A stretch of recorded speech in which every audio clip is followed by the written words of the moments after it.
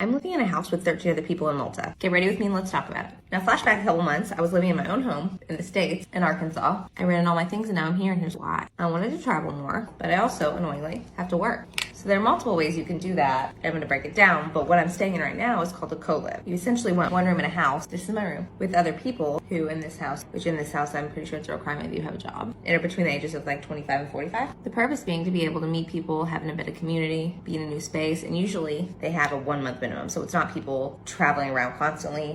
You get to build more relationships, have more stability than if you're just traveling around. So if you're ever thinking of doing something like this, traveling and working, there are a few different options of how you can do it. And this is just one. Co-living places. Here are the few of the others and why I didn't choose those. You have hostels, which are where you have shared dorm bunks. I'm not actually somebody who has a problem with the shared room, but generally hostels are for travelers, backpackers, generally a little bit younger people, but not always. People are moving through those a lot faster. Sometimes there's places to work, but often not. And a lot of people that go to them are on vacation, not working. So there tends to be a little bit more of a party vibe, which can make it really hard to focus because you're working and like 95% of the people around you are not. There's Airbnbs, which are a great option, but to me, if I'm traveling alone, sometimes not super cost effective. And even if they are, it makes it harder to meet people. Like that's not necessarily embedded, especially other entrepreneurs, and I wanted people to work with. The same with renting local apartments, which I think is probably the cheapest option if you're gonna stay somewhere for a decent amount of time. There's also hotels, which are not cost effective long term, but that is why I find myself at a co-live because I feel like given what I'm doing, it's the best option. And in this house, there's also a co-working space, a gym, a hot tub, a pool. So I really like how you have everything you need in one place.